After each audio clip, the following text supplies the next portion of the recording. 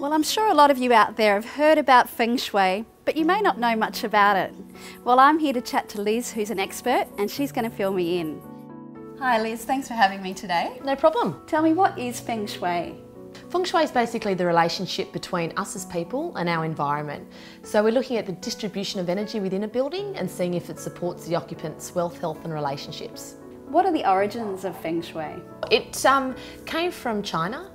Many centuries ago. Through observation, the Chinese were able to see whether the environment supported the cities in regards to prospering or basically whether they were going to experience famine. So that's basically where it came from. So it's purely the observation of our environment and how it affects us. And so it still works in today's society as well. What happens in a consultation? Basically, I get a client to fill out a questionnaire.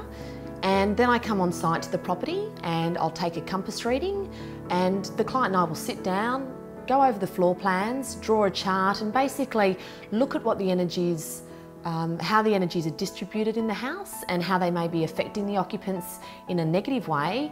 And then we'll walk around the house and basically look at favourable elements and recommendations to help improve their life.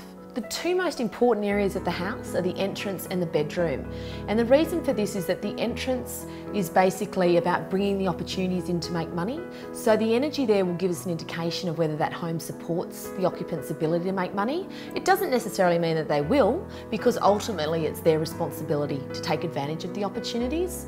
And the bedroom's really important because we spend so much time there, it affects the health and relationships. So they're the two most important areas.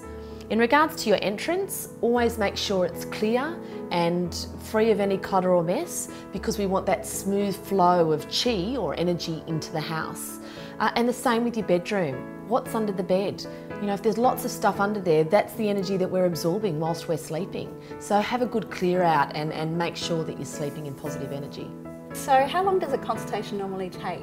It usually takes about 1 to 2 hours. Depends basically how much the client and I chat, you know, about certain things. Sometimes it does go a bit longer. Yeah, but usually 1 to 2 hours.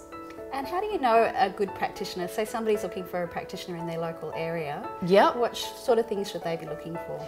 They should be looking for a traditional or classical Feng Shui practitioner, and one that's registered with the Association of Feng Shui Consultants. So it's the only non-for-profit association in Australia that actually looks at the education of the consultants. So it can give them an indication that at least their education's been confirmed.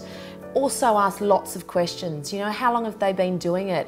What sort of feedback do they get off their client? Get references off them, because if they're good consultants, they'll give you those referees to contact.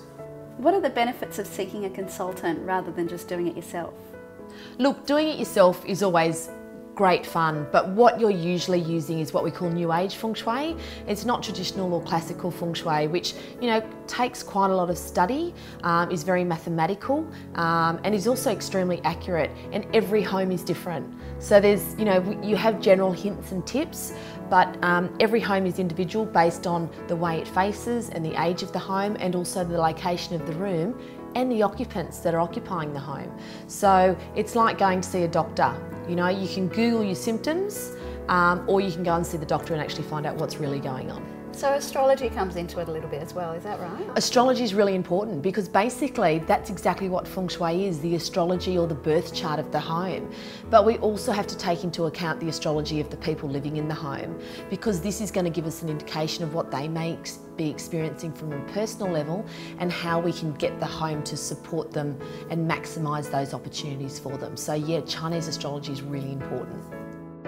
After speaking to Liz today, I don't think the energy in my house is quite right. So I'm going to look up NT Pages for a local consultant and get some help.